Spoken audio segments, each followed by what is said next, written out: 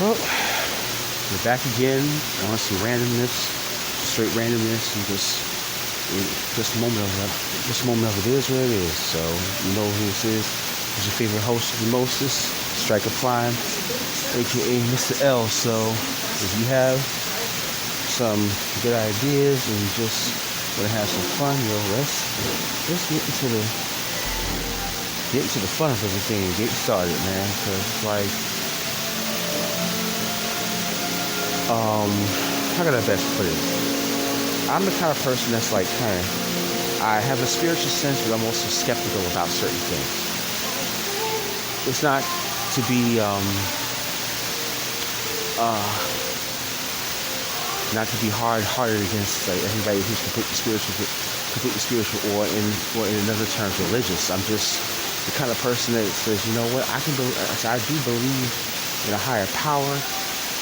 I'm just trying to figure out or get an understanding of knowing who the higher power is, and at the same time being able to continue to live my life. I know in certain religions they have these rules and regulations, and this you can't do, and that you can't do, and this you can't do. You got to do this at a certain time for certain actions to be done before you can move forward as either young men and women or adults or whatever the case may be. And I'm like, yeah, I understand that. I've grown up under that for the last 20 some odd years. And in the process, not to sound sadistic or even against everything, I feel like this. In the 41 years of my life I've actually grown up, I feel and believe that spirituality is a higher plane of understanding the calling from God versus being considered a religious person, or what is actually better generated in a term of being a church person. I can't be like that, because being a church person, you have this mentality of you always have to look like to shine the brightest and give this, I guess you could say, facade to those around you, including other church folk. I consider myself a child of God, but on a spiritual sense, where I can still be able to read a Bible and understand read a Bible, sing songs, sing hymns and whatnot. But I'm on a level where it's like, we're still human. We're still gonna fall. We're human. We fall short. We're trying to be perfect, but then there's a problem with that. When we try to be perfect, we do make. In that process, we make mistakes every single day of our lives. It's not to be discouraging. It's not to be disheartening. It's actually to be understanding and be real about it. Life is gonna always give us a challenge. And in that process, action and prayer all take precedence, but at the same time, so there's patience. And I know with people are not patient. That's the thing that we all have. We all have a fail-safe from. Outside of that, like I said, I can be spiritual. I know what I believe in. I believe in a higher power. I believe in that there's a higher being out there. I believe there's even life on other planets if that's possible. And in that process, I feel like we're not the only ones, and we shouldn't think like we're the only ones, because there could be others out there that we've never ever anticipated. Going back to the subject about church people and children of God, is the fact that, you know what, I can still praise God whether I'm on the street, I'm at home taking a bath, sitting on the toilet taking a dump. I'm not going to sit here and lie, I'll be honest about it. I can do it in any which way I feel possible, praising God in any way possible. I can do it in silence. I can do it while I'm walking down the street and no one hears me but God. Sometimes I have the sense that I talk to myself. And in that process, it's like I feel like I'm talking to somebody else who's able to hear what I have to say. And just gives me, and I feel like there's a comfort that's inside of that. Do I believe in angels? Yes, I do. Do I believe that there's always someone that's actually looking out for people? Yes, I do. I believe in this, that in my time growing up, my faith was strong, but it was also wavering. I'll be honest with that. My faith was strong, but it also wavers at times. I mean, I fought it tooth and nail, especially with the whole concept of church folk versus children of God. I am within the family of preachers, ministers, praise dancers, singers, including myself, deacons, deaconesses, and the whole 9 yards within churches. But the thing about it is, I feel that in the times that we're having hardships and things need to be changing, you shouldn't be the type of people, especially in the church, that are more focused on yourselves than the people that you're supposed to be giving out the message to. And this goes for religious leaders of all denominations. I'll be honest with you. It's sad. It sickens my heart it sickens my heart and hurts my soul when I'm hearing all these things about ministers and preachers even screwing around with some people, women in the congregation, giving them babies, or the congregation is sitting there paying for trips to spas, vacations, cruises for a pastor, and yet they're going broke. Let's be real, they're going broke, and what are they getting out of it? Nothing. And I mean, yeah, it's everyone that does it on a Sunday. Yeah, you're supposed to get 10%, but at the same time, I understood something from a pastor who I actually was under for the time being when I was ordained.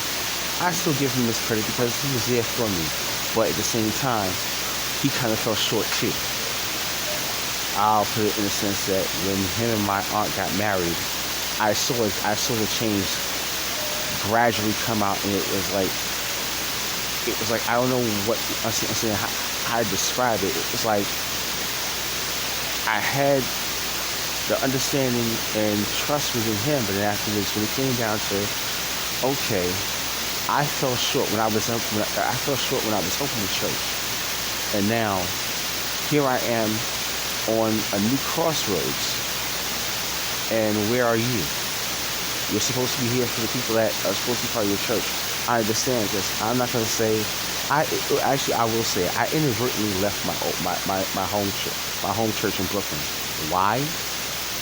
One is because of the distance, because I had to travel all the way out to Brooklyn and had to walk about a good 15 minutes. And right now, okay, last year I had a surgery on both my feet, and it tends to be a little hard on me every now and then to walk for long distances like that, especially when I'm trying to rush there. I have to try to keep myself calm. And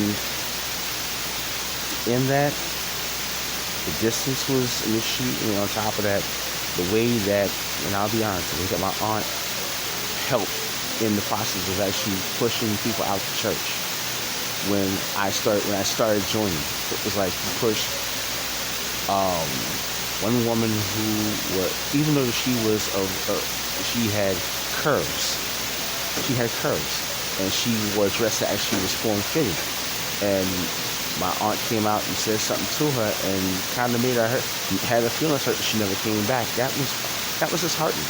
You pushed out this woman, a minister, and his girlfriend, who is now his bride, who's now his wife. He was a military man. You pushed out a musician. You pushed out 2 praise dancing ushers, children. You pushed out 2 deacons on top of that. You let 2 deacons get pushed out, along with my mother, my nieces and nephews, and a few other people. And it just left me feeling a bitter taste in my mouth, like, how am I supposed to actually sit here and serve in this church, and all these things have happened? And on top of that, just not long ago, we were actually building a nonprofit, and all of a sudden me and my cousin, who's another deacon, who was part of the board of directors, got voted out.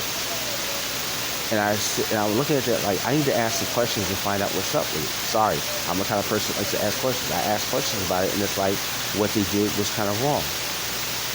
Along with the fact that my aunt owes me some money for helping pay her husband's car insurance for 2 months, and she gave me her word in the house of God and said she would pay me back, and I guess I haven't seen a dime come out of it at all.